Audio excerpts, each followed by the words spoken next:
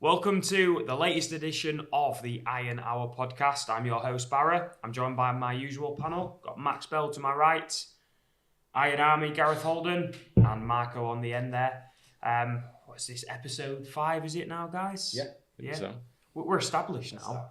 We're a big deal. We're massive. Over 10,000 views on YouTube. Yeah. Overall. We're huge, mate.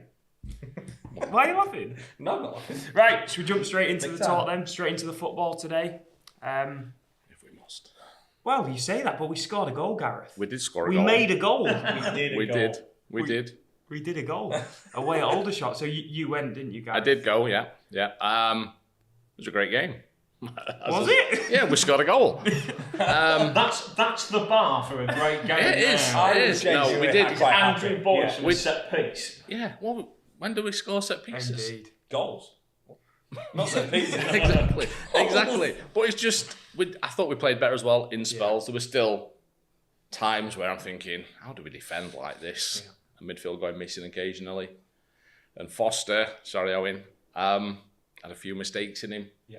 To be fair to Owen though, he's not played in so he hasn't. many games. No. And I was glad to see him back. Yes, exactly. I was glad to see him back. And he's just getting back into it, but he's kicking so much better. Yeah. And that's what fans wanted, somebody that can kick a ball. And he's a decent enough keeper, isn't he? Yeah, he is. Yeah. Yeah, made some saves.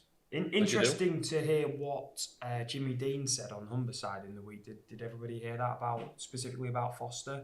It sounded like there was some league clubs interested, and he potentially will be going in the summer. I know he is. Later on, we'll come to discuss the players that are under contract for next season, but I think it's looking like he may be going elsewhere. So, how do you feel about that? Well, fair play to him. You know what I mean? If you can get a league club, and that or National League North, you're going to go for a league club, aren't you? You know what I mean? Even if you're going to be sat on the bench, it's just development and being around better players, and it's going to bring him on. So why not? I'd go for it. Also, from the club's finances point of view, look, let's be realistic here.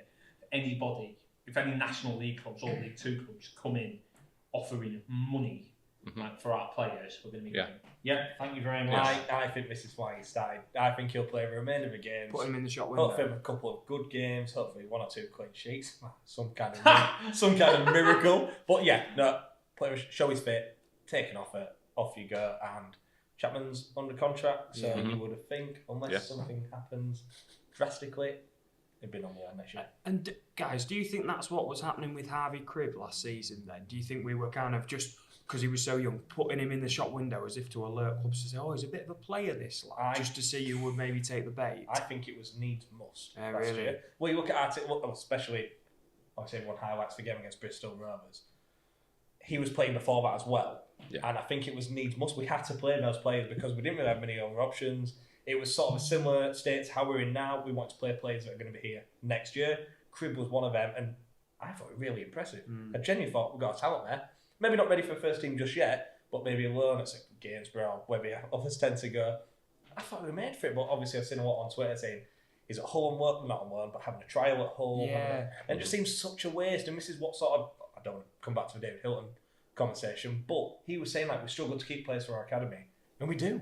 But why aren't we playing, or why isn't he featuring anywhere near our first team? It's baffling for me.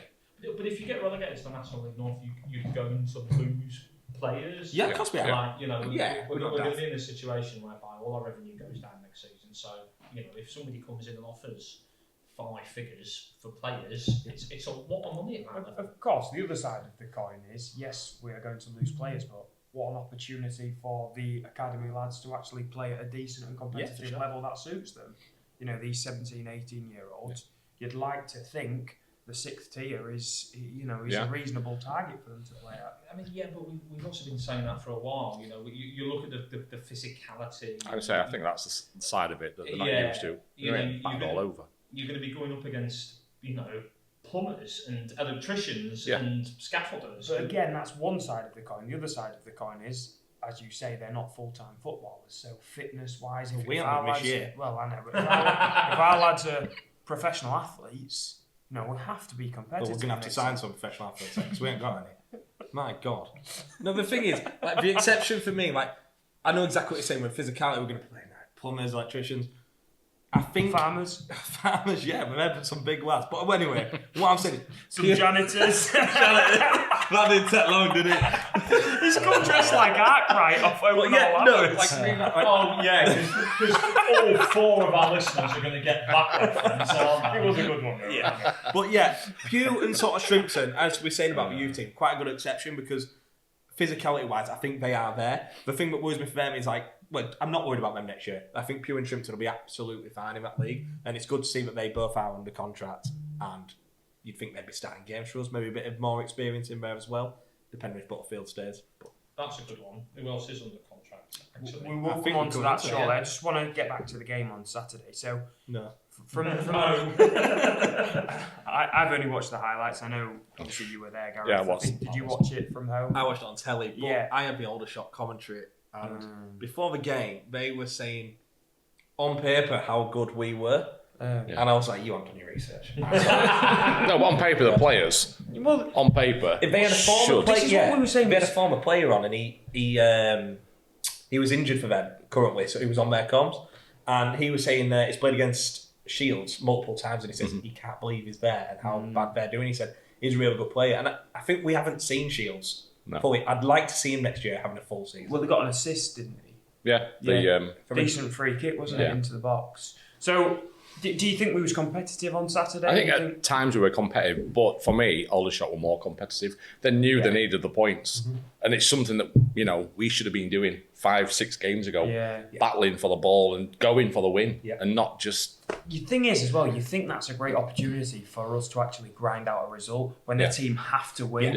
And they're taking unnecessary risk, and you think that's a perfect opportunity for someone like Elliott to get that goal. Nearly disallowed. I know. But we won't talk about that. For me, they played exactly how we should have played against York. Yes. That was the exact performance that we needed, and you could tell. But we were their York on Saturday, and they stepped up to the plate. We were there for the taking. York were there for the taking. Unfortunately, their keeper just. I didn't see their Aldershot keeper taking goal kicks for about 7 minutes or anything like that. Although I'll be honest, the final free kick, I don't know if you've seen it. Yeah, where he just kicks it straight out. It just reminded me of rugby. I thought, get the whistle blown. Game over. So just looking at the players then that have been retained for next season, I'll just go through the list now then. So we've got Aaron Chapman, Owen Foster, Regan Ogle, Harry Lewis, Andrew Boyce, Tom Pugh, Finn Shrimpton, Alfie Beeston, Jacob Butterfield, Danny Elliott, Marcus Carver, a couple of lesser known players, Josh Robertson, Nat Wallace, Tyrell Sellers-Fleming and Harrison Poulter. So quite a few names to go through there. I'll be honest with you guys, a lot more names on that list than I anticipated. I didn't realise we had so many players under contract for next season. It's more than I wanted.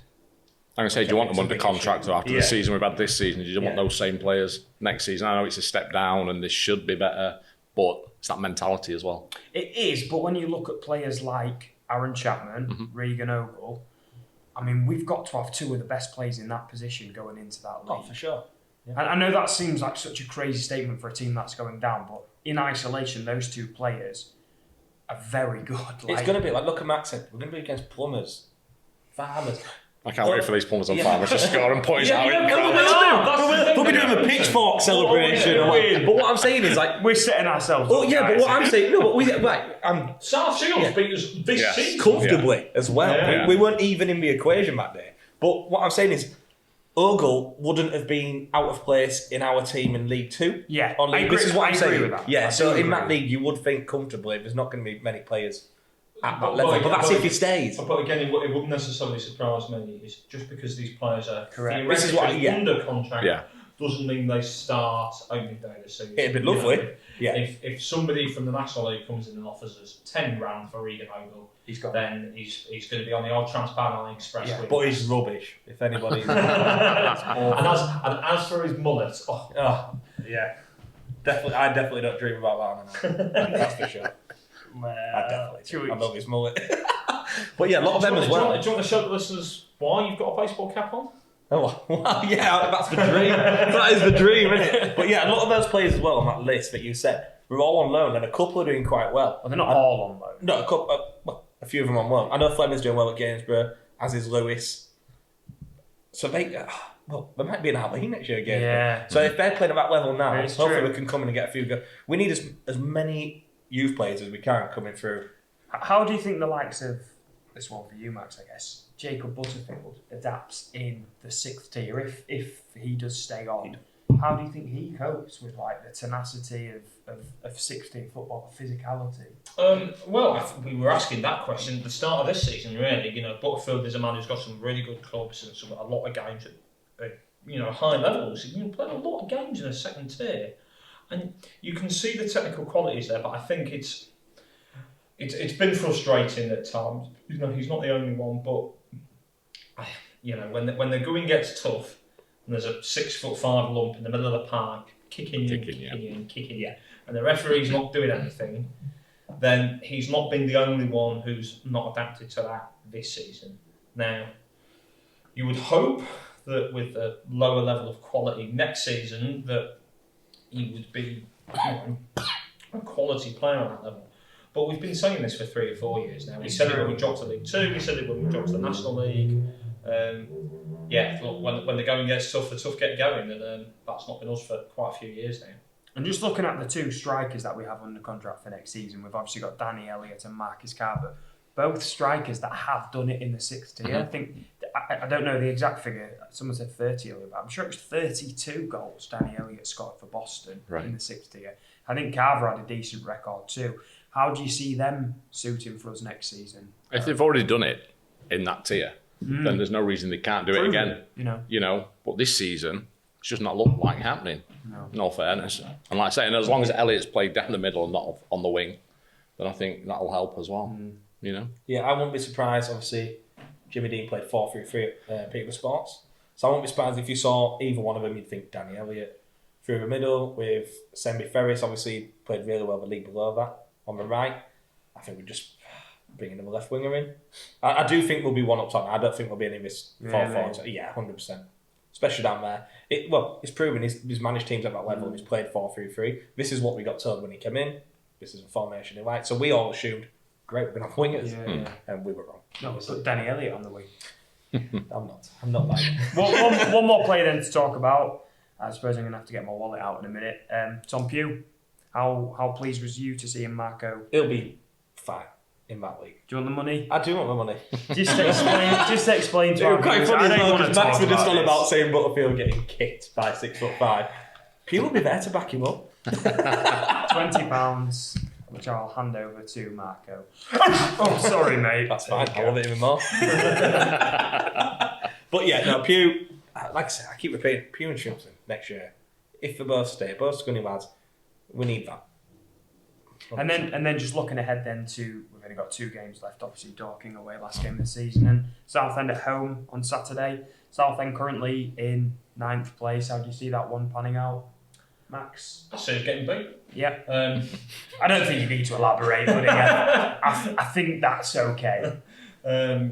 Southend, in a way, actually, they've probably been my overachievers of the season. Yeah. You look at the absolute off-field carnage that has happened in Southend. The fact that they are 9th and not 24th is a massive credit to everybody down in Essex. But I think they'll be anything other than a defeat will be a pleasant surprise. Can they still get playoffs?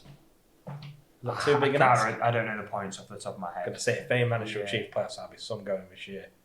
How do you see Saturday's game going, Gareth? I'd just like to see us end it like we started the season with a win. Obviously, it's going to be hard, and some of their fans have commented on media saying that they can see us winning, and I was like, I won't hold my breath for that. They've been watching. Yeah, I'll watch. But I think we've just got to turn up and just, I can say it every week, and just play with a bit of passion, and just for the fans, for the town, a bit of pride in the shirt.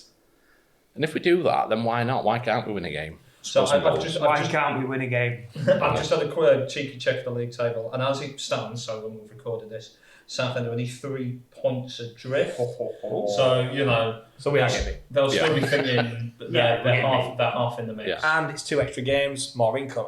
If they get a Wembley trip, they could really do with that right now. That's a lot of money. It's a lot more television. I don't know what money the clubs get for playoffs.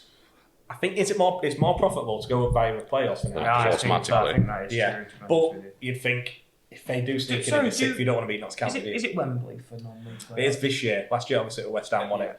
Back to Wembley this year. Was it West Ham?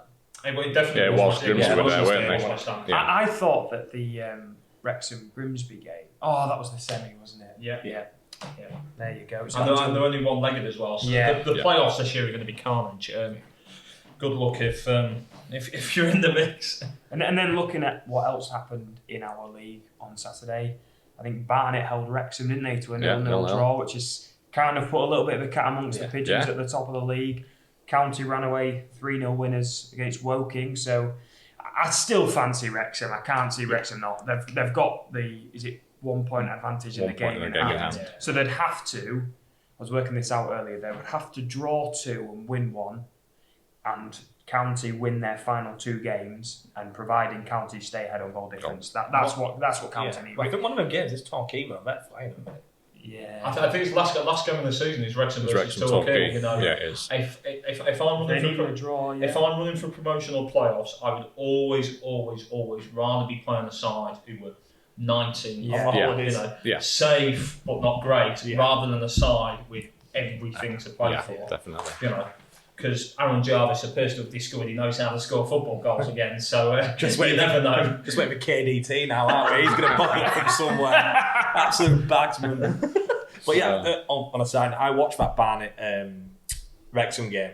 Barnet played really well. I know Wrexham went down to 10, which I don't think it was a red card at all. Oh, don't your heart bleed? I don't think it was a red card as I was pissing myself. But it really was. Then Phil Parkinson lost his head at the end.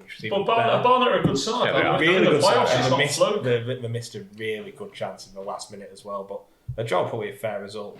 But they're there to be got at Wrexham sometimes. If they have an off day, luckily they've got enough quality to sort of drag them through. Ben Foster made another cracking save. He's only on peanuts. He's done well, there's no Chapman. No, there's no Chapman. Our next segment then, it's our usual one, Iron Stats of the Week, stats being plural. You seem to send us quite a few these days, so a big thank you to Iron Stats for providing those, and of course a big thank you to our sponsor, No Film.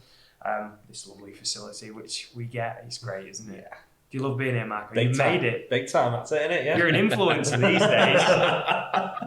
That's it. No, it is lovely here, innit? So the Iron Stats of the Week, I asked for a positive one, and I got a really, really positive stat. He said, there's only 2 more games left of the season. Get it. And that's it, I'm afraid. The rest are grim. So we've got the Iron are currently on course for their second lowest ever points total. The lowest was last season with 26. The second lowest is currently 36, which happened in the 74-75 season, and that's with the points converted to 3 points. Can I just say, 34 is what we're currently on. Honestly. And that's just going on the over 18 section again. Honestly. Next stat. So the Iron need to avoid losing both final games. So both the final 2 games we need to avoid losing to avoid equaling the record for most league defeats in the season, which is currently 26. So we're going to get another record. Sorry, we've currently got 26. 28 is the record. That was last season, and also the 2010-2011 Championship relegation season. Yeah. But which you're taking in the second tier. Yeah, and also about that season, that season when they got relegated for the second half of the Championship, we won 7 games away from home that year. They just didn't do draws. No. Yeah. And actually, you think, all right, we did lose a lot of games. We won away at Hull. We won away at Sheffield United. There was great games in there in a way that there just hasn't been. At home as well, we beat QPR either 4-1 or 4-0. Yeah, because I listened to a podcast. It was it as good as this? Not quite, but Neil Warnock. And Neil Warnock was saying Scunthorpe were his bogey team. Yeah. Because we did him at Palace, we did it at QPR. He said Scunthorpe's one of those places he can never win at or against. Well, I hope he turns up as manager of Southfield next year. Just rotate managers for a season. He's doing bits in the Championship again at the age of about 150, so I think we're going to be all right. Brilliant. That was the Irons' first goal in 513 minutes. That is 8 hours and 33 minutes. And I asked for this next one. Oh, this is bad. 8 hours. I've got a worse one for you. You could be in New York Could be. Have an hour in a cafe. Go to New York, sign a good striker, and bring him back and score. You ready for the last one? Go on. The last striker to score a goal for Scunthorpe was Richie Bennett versus Altrincham 9 games ago. Can we just move on from him? It's not great. Who needs strikers when we get Andy Boyce? Exactly. When we've got absolute bagsmen at the back. So that's the Iron Stats of the week. Again, a big thank you to our sponsors, No Film. I thought this next bit we could talk about something a bit more cheery. Other leagues, other divisions. I thought maybe the Premier League might be a good topical point this week. Arsenal chucking away a 2-0 lead again. It was a very entertaining game. And it was in the contention. It just fell short in the end, but it was in contention for my moment of the week. Look, I mean, I don't mind West Ham. I quite like David Moyes. That West Ham side will stay up in the end. They will be fine. They've got too much quality there. They're a good striker away from being a good side. But Arsenal, they're their own worst enemy, really. Yeah. 2-0 up. Look, you can forgive it away at Anfield, but I was thinking two games on the spin, they'll be very frustrated, and they're probably in a position now where we have to go to Man City and get something. Well, this is what I was going to mention. So they've got a 4-point lead at the top. Mm-hmm. They have played that one game more, but crucially, they do meet each other on Wednesday, the 26th of April. How do you see that one shaping out, Gareth? Shall I be honest with you? Yeah, go on. I'm not bothered about the Premier League. Really? I'm just one of them people. People say, who's your sport? Say Scunthorpe. Who's your Premier League team? Yeah, listen, that's true. I'm not Premier bothered. League team. I don't care. Yeah. But looking in, I don't know if Max has got a bet about Haaland scoring goals. I reckon Man City are gonna. Do you know what I mean? I just think they're so strong all over. I know Arsenal are doing bits this season, but I just think Man City. How do you know that if you don't watch it? Because people tell me. I think at the minute, You love the Premier League. at the minute, Man City just look like not only look like a Rolls Royce, but it's just been serviced. They are on absolute fire. I mean, I watched them in the Champions League last week against Bayern Munich, and I mean, it was quite end-to-end first half, but then as soon as we got to grips with the game, they were unplayable. And that service, like, it wasn't a dodgy garage. No, they've gone to an official. They've gone to an official dealer with proper parts. If Arsenal don't win at the Etihad, What is this thing? If they don't win at the Etihad, it's game over. Yeah. Comfortably. And I would like Arsenal to win the league, but Spoken like a true Spurs fan. I really do want Arsenal to win the league because I just want it to be different all the time, and I hate Pep. But yeah. Well, aside from the Premier League, I just thought we could take a moment to talk about the events in the Bundesliga this week. I don't like to talk so much about Schalke, but they're doing absolute bits at the moment. So in mid-January, they had wait for this, they had 9 points off 16 games, okay? 16 games played, they had 9 points. They were way adrift from safety, okay? Marius Bulter, the striker, had not scored in 17 games. He was in the middle of a 17-game without a run. He's a Richie Bennett of the Bundesliga. It sounded like Scunthorpe. Does he have a contract? Well, listen to this. He's bagged 6 goals and 1 assist, in the last 7 games. That's involvement in 7 goals. Schalke beat... was it Berlin? Was it Union or Hertha? Hertha Berlin 5-2 on Friday night to send them bottom of the league and to move just a goal difference away from the relegation playoff zone. So, absolutely. We do need to mention this is purely because Barra Sports SC Schalke. Otherwise, this would not be getting mentioned. I'm just saying. They didn't get talked about when these wins weren't happening. Because not many of our viewers care about German football. I don't care about German football. I'm just saying it's no coincidence that we also put out on Twitter this week, what do you prefer, the English playoff system or the German? Did anyone say German? Me. Yeah. Well, genuinely, I don't, because it's obviously they have. I can forgive that system in Scotland because the leagues are so small. Yeah. Like you shouldn't automatically be given the chop. But I think if you're in League 2 as an example, if you finish second bottom, this isn't League 2. This is the Bundesliga. This is you're playing a game for the equivalent. You're comparing it to the English playoff system. So look. Yeah, but then you would compare it to the Championship, to the Premier League. That promotion, because that's what we're talking about. If you finish third bottom in the Premier League, you deserve to go down. No sympathy. While we're talking about world football, Nagoya Grand Prix, Japan, they've gone top of the league. Nice. Yeah, I just thought I'd let you know that. They're the mob that Arsene Wenger used to manage. Yes, aren't they are. That's my one piece of Japanese football trivia. Their trophy cabinet is in a pub. Really? Underneath the TV tower in Nagoya. I've been. Yeah. Oh, is Got that what Coke. Pepsi Max. Pepsi Max. Other available. Yeah. Other fizzy drinks out. But yeah, I thought I'd just mention, there's a chance of safety. We can edit it out, that's fine. Just coming back to the playoff game. So, interestingly, I did have a little look this morning. I already knew this, but of the 14 times that German playoff system has been in place, it kind of backs up what you're saying, but annoyingly, 11 times the team in the Bundesliga has been able to retain the spot, and only 3 occasions has the B2, the Bundesliga 2, third place team been able to take that spot. And hopefully it becomes 12. The only time I've ever approved of that system was when Ian Barra, great ex-Scotland man, was in charge at Motherwell, and they did Rangers in their season in the Championship in that playoff system. I remember being in a pub in Sheffield and I laughed me arse off. It was absolutely hilarious. I do like that dreadful system. I do like the spectacle of. I mean, in Germany it's 2 games, but I prefer it to be a one game at a neutral stadium. Winner takes all. Yeah, winner takes that spot. I think it's great. Obviously, you guys don't, but that's fine. No, we like football. Well, we do have that, but it's the 2 sides who finish in the playoffs in the Championship. Who deserve to be? You know, and that's the most financially lucrative game in world football. Yeah. Right, we'll move on then to the next section because you guys have beaten me 3-1, so I don't like that. The hero, idiot, and moment of the week. We'll kick off with the hero of the week. Is everyone ready? I'll go for you first, Marco. Oh, my hero. So my hero of the week, I forgot him.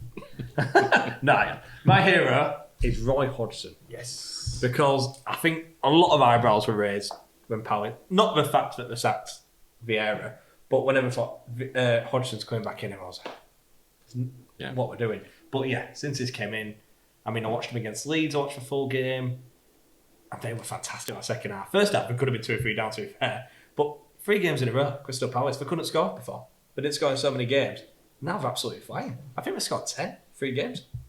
Absolutely fantastic. But Roy Hodgson, 76, 75, 76. He's old. Still got it. He's still got it. And I mean, he's nearly as old as Gareth. He's got that jacket. Yeah, well, to be fair, he's got that jacket. But yeah, no, Roy Hodgson for me, I think he's kept Palace up. You'd think it might be his last job, but why stop there? Why stop there? I mean, I really want to ask you more about your jacket, but I'm kind of reluctant to go into fashion too much. I could do. No. So, who's your hero of the week? My hero of the week is the catering team down at Aldershot. All right. I got into the ground about 2 o'clock with Jack and Becky and Brooke, and they had lined up about 30 burgers already cooked off with cheese on, 12 hot dogs just ready to be put in buns. They're just obviously thinking we're massive. Well, they knew Jack was coming, didn't they? But yeah, just thought, they got all this food lined up, and we had 81 fans there. So what happened to the food? I have no idea. I didn't stay around and watch it, did I? All right, hey, I thought I'd go watch the game. We scored a goal. It wasn't like Solihull where they just had the bloke shouting, "Burgers for a pound!" Yeah, end of match. Burgers for a pound. No, At which point, all the Scunthorpe fans went, "Do you know what, actually, yeah, for a quid, So when I walked past, it was all shut up at the end. Altrincham, they were giving chips away for free, Max. Yeah, I know, but nobody told me at the time, did they? Although their pies were spot on at Altrincham. So obviously the terrace, all the Scunthorpe fans were walking past at the front, and one by one, everyone was going, "Oh, that looks really nice, that." And then you go and get one, and then it's parade it. It's turned into rate my plate, hasn't it? 40 scran. 40 scran, yeah. Max, your hero of the week. Yeah, I mean, completely unconnected in football up to a point. In that my hero of the week is my friend Nathan Sanderson. I make no apologies for the fact that I didn't go to Aldershot because I suspect quite a few of our listeners will know there was a fabulous night of charity boxing at the Baths Hall, just up the road from here. Raised, I think it was nearly £25,000 for charity. My friend Nathan raised thousands, did an absolutely brilliant job. So much braver than me, as much as I think there's probably a few people out there who quite pay money to see me take a few punches. Yeah, absolutely fabulous. And it was a great night. Massive props to Nathan. Also, an honourable mention to the MC of that show. Thank you. It was. Was he any good? He had his moments. I think he's still a bit bitter that he wasn't allowed to flog off, flog boxing gear in an auction. But did Nathan win? No. So I was just waiting. A big build-up. So my hero for getting battered. No! I tell you what, he did very well. Did he? He's been on a tremendous journey, Nathan, actually. Lost a lot of weight. Getting. I see a lot of people who do obviously try boxing gigs. It's a great sort of motivation to get fit. You don't want to go in there. So I've been to see it at the Baths 3 times. Your record's not great, is it, Max? So I've been to see sort of various friends do the boxing at the Baths 3 times, 5 fights across those 3. And I am 5-0 down. I have not yet seen, not even a draw. It's like bringing that losing mentality to the boxing. Honestly, we just want to win. Kiss of death. I'm the kiss of death. Does it not surprise you that Max's mates are not tremendously hard? It shocks me to my core. Including one of them who's the barman in the Iron Bar as well, who I think many people listening will know. But honestly, anybody who's brave enough to do that, massive raising thousands for cancer research, I have to give the points to Max. I just have to. So that's one for you, Max. Yeah. We'll move on then to Idiot of the Week. Max, do you want to kick us off, Idiot of the Week? Look, it's Tyler Cordner. And in many ways, it's not actually Tyler's fault. But I'm just so sick of ex-Scunthorpe players seemingly week in, week out, scoring against us, particularly when, with the best win in the world, they were crap for us to begin with anyway. But then, mysteriously, they see sort of, the claret and blue coming over the hilltop and they turn into Maradona. Honestly, I've lost count of the number of times. Cameron Burgess did it when he was on loan at Salford from us. We all thought when we played Oldham, Joe Nuttall would be guaranteed to score. He hobbles off injured and we're all laughing. Which point Devine Green goes, got a surprise for you, lads. Yeah, I'm just sick of it. In all fairness, though, Cordner, anyone could have scored that goal. The amount of space he had, freedom of the 6-yard box. Gareth, who's your idiot of the week? My idiot of the week, I don't know him, her, by name, them, they, whatever they want to be called. Oh God! It's not Sam Smith, but it's not. Whoever launched that pyro into the Sunderland fans landed in the disabled section. Granted, they've not aimed for the disabled section; they've launched it from the top tier. But if you get into the football and setting off pyros, don't just throw them. You know what I mean? Just drop them down. I've never understood this throwing thing. To me, if you take a pyro, I'm not anti-pyro. No, I'm not. But once you take them, to me, obviously, so you don't get caught, just put them next to your leg, or do you know what I mean? So still get creative. Put them next to someone else's leg, so they're not dying trainers. Just throwing them onto the pitch and stuff. I hate that. I'm not, especially if you've got aim like Bilson's goal kick. It's on every in particular at Sunderland, where it's 4 miles to the back of that way. You're never reaching the pitch. No. I hate them being thrown onto the pitch less. Anybody who was at Harrogate away last season, that was objectively funny. When it was a welcome break from watching the football. Exactly. When for anybody who doesn't know, a 5-0 Scunthorpe fan throws the flare onto the pitch, and it takes them about 4 days to sort it out. Get the bucket, get the glove. Where's the sand? And then they get the players back on and they all jump back on. At which point, aforementioned Scunthorpe fan goes in his other pocket and he immediately throws another one straight back into exactly the same moment. We're not condoning anything like that. But it was funny. From that same game, and again, I do not condone this action at all, but I remember a fan from behind the goal when it went 4-5-0, whatever it was, chucking a portion of chips onto the pitch. And as God is my witness, Rory Watson dropped it. Honestly, Watson slander. He dropped it. I'm telling you. He didn't know what it was. He palmed it over the bar. Anybody who's ever seen the film Meme Machine, when like in the football match right at the end, where they're having a massive ruck and the referee looks at his watch and goes, "Oh, sorry, it's half time." That's what the ref at Harrogate did. Like, there was still 3 minutes of injury time. That's when I left. Marco, who's your idiot of the week? My idiot of the week are the 100 and odd idiots who like to call themselves Animal Rising, but we all know they're Animal Rebellion, Extinction Rebellion, who've renamed themselves because everyone knows how ridiculous the Extinction Rebellion is. It's those idiots. They're trying to stop the Grand National, unsettling all the horses. In my opinion, the reason to blame for the absolute carnage, the first couple of jumps, a horse died, another seriously injured. These people are doing this on false facts. They have no idea. They've never been to racing yards. They don't know the care that goes into the horses. We also want horse racing banned, where we would have 50,000 thoroughbreds. 50,000? Who's homing those 50,000 horses? Where do they think those are going to get cared for? But yeah, for me, that's a long story. I could go on a massive tangent there. But for those disrupting that race, a tradition that's gone on hundreds of years, and these horses are the most cared for beings, not people, but animals in the world, and they caused a lot of trouble. Awful to see. I don't understand a word of what you've just said. Yeah, because so the points go to Gareth. I honestly, thoroughbred. What's a thoroughbred?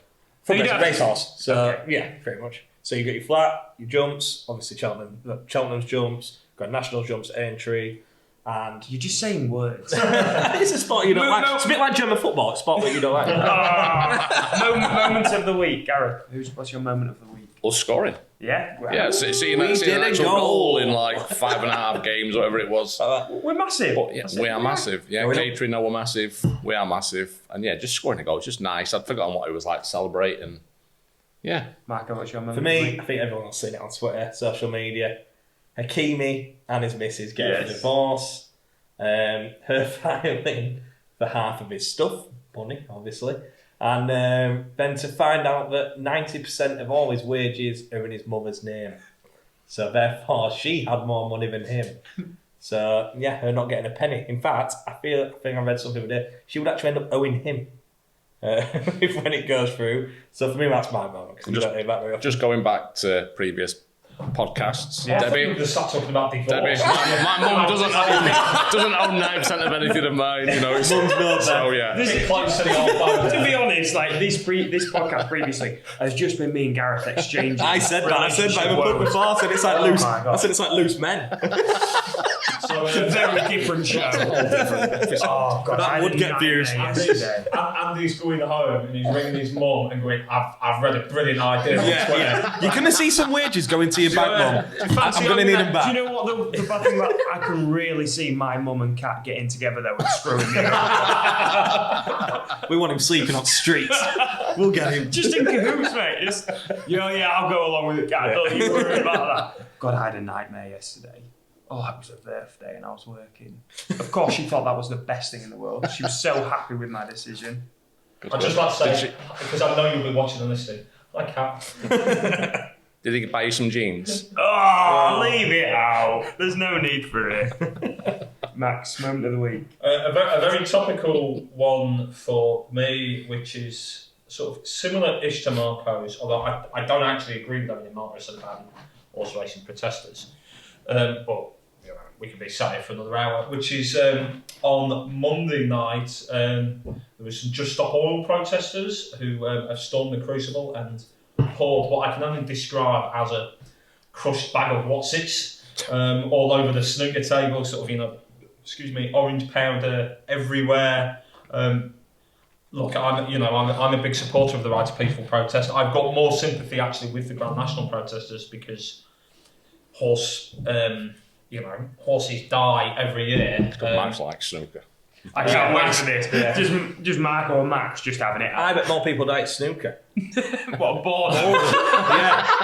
God. Come on, just people waking up like, trying to hit some balls. What's table doing orange? Whereas obviously because you're Italian, you try and change that size halfway through. So. Was I going for the Reds in the first half? Episode 5. Oh my! I know. I can't believe you've done that. So hot for podcast. For me, do you know any of the mafia? Sorry? I've got contact. Yeah. It's been really nice knowing you, Matt. Well, actually, that's not true. It's been yeah, but of all the industries, snooker doesn't have massive links to the oil industries. No, that's because he had so much time to get on the tape. that will have not been expected at all. Well, they wouldn't have expected people there, for starters. Imagine if you bought a ticket. Right, I'm going to give the points to Gareth. Yes. Because, honestly, the other two are just... I mean, yours is a bit controversial. Well, you don't know. I'm sure No. Yours was the Hakimi. His of course. I cannot be giving my missus any ideas, any ammunition. So Gareth undoubtedly gets the point and has a 2-1 lead. Going into the next section, I think we'll have the quiz. Seems a good place to go. I've not got a point today. No. Yeah. Yes. Positive. Well, would you like a chance to get points? I would love that. Yeah, but I'm only going to get one out if I get this right. It's better than not. Give me all three. Right. So, at AC Milan, it's an Italian question for you. God. It's not Max, it's you. The number... No. Listen. I'm World War II. Marco, I'm on your side. Listen. I'm never with him. It's always I'm been going you. to be... I thought that was a joke about you being German. Yeah, it was. Yeah, and I'm sorry, I'm not German. And I fully agree with Barra until he starts losing. Yeah. And then I'll come on your team. Right, so it's AC Milan, the number 6 shirt. Not with my eyesight. I can't read that from here. Don't worry. The number 6 shirt isn't taken by any player. In honour of which great player? Nesta. Incorrect. I will allow you one more guess. Baresi. It is Baresi, and I'm going to give you the point. Yeah. I mean, Gareth going to get extra goes then? Well, you won't. Gareth might. So, Max, it's FA Cup semi-finals weekend coming up. Yep. Arsenal famously beat Sheffield United to reach the FA Cup final. Lundberg scores. Seaman makes that incredible save at Old Trafford. Can you name the year? 2003. How confident are you? Optimistic. It's round about that time. It's correct. So I can still.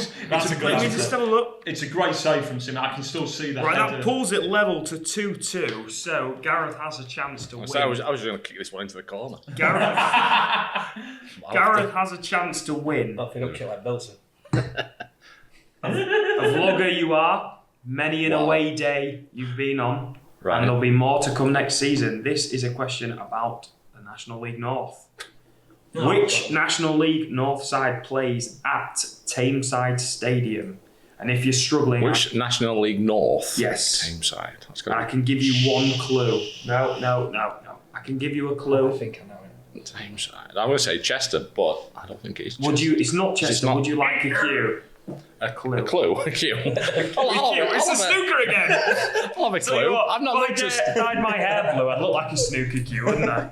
I've not looked at the National League North yet. That was a good joke. Well, carry on. Yeah, go on then. Give me a clue. Their nickname is the Nash. They still win it. Nash.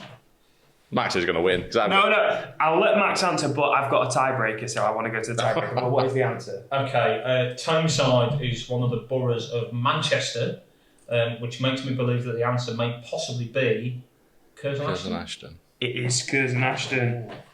Which means we go to the tie-break between Gareth and Max. If I don't get the tie-break, I've been mugged. I don't know. Listen, I didn't pick this question. Oh, yeah, I did. Yeah. Is this just whoever answers first? How many... No, it's closest. Oh. How many red cards were handed out in the 2006 World Cup in Germany? Had to be German. How many red cards in the whole tournament? 7. 8. Oh, that is muggy. It's good though. It's good. Do you want to win that way? I think it's more. Okay, you said it's closest, so yeah. You want to win that way? Yeah, I do. Well, Max wins. Yeah. You were both a million miles off. Oh God, okay. 28. Yeah. 28. Some famous red cards as well. You've got Zidane headbutt. Oh yeah. You've got De Rossi elbowing shit out of a USA player. I can't think who it was. Is that a technical term? Yeah, I remember that. Just remember his nose being the wrong way. That was what the referee wrote in his notebook. Yeah, I love that game. So Max wins. Yeah, that's the first, isn't it? It is a first. Yeah. First time ever. Max has never won anything in his life. Well done, Max. Well done. So, should we move to the shout-outs? Go for it. Yeah, we've got some shout-outs. So, Robert, these are coming from Twitter. Robert, Mike, Irish Iron, Dylan, Wilkingham, Cunningham, Rory Breaker, and a special happy birthday to Iron Fan and your friend Max, Joe Jordan. Yep, absolutely. Can I wish him a happy birthday? Yes, happy birthday, Joe. You did a very good job of managing the charity boxing at the baths. So, happy birthday, Joe. He did very well indeed. Right, any more talking points, guys? I think this one's been quite quick, actually. We have been quick, yeah. Quick while we're ahead. I think the listeners and viewers will appreciate it. Yeah. Run. I just want to make one more comment on that jacket. That is incredible. What made you decide to dress... When you woke up this morning, you've gone, I want to look like a janitor from the 70s. Well, no, do you know what, right? I put this t-shirt on, bit of blue on it. Yeah. And I thought, might be cold. Yeah. Sun will go down. And I've come in here in the studio and it's red hot. I'll be honest, I'm sweating. It is warm in here. But no, it was blue and I thought I'll put it on. I've even got blue socks on. See, I wasn't going to mention Different shade. But I do want to talk fashion. Hey. Because I don't think we've brushed on it enough. You carry on, And man. I don't know what camera we're on, Pete, here. Which camera's looking at me now? Pete, I think we'll just cut it there. Which one? Pete, Because Pete, we'll just cut it, mate. this is my phone background at the minute. Can you see that, Pete? Is it Pete, cut the stream, Pete.